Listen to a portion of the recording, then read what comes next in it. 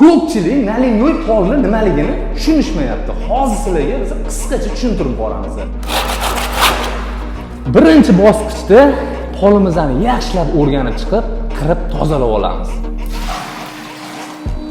Ikkinchi bosqichda 7 ga 1 tayyorlangan gruntovkamiz bilan polimizni to'ydiramiz. Uchinchi bosqichda kafilni ikkilaydi, barcha teshuvlarni yopib, treshinalarni yamab, kafillarimizni razmeriga qo'yib olamiz. Qaranglar, o'sha gruntovkani shimmayapti. Oxirgi sloy gruntovkamiz 4 ga 1 tayyorlanib, polimizga quyildi. Gruntovkamiz qurib bo'lgandan keyin polimizni yaxshilab tekshirib, nalinnoyimizni quyamiz. 4-chi bosqichda 9 litr suvimizga bitta qop nalinnoyimizni qorib olamiz.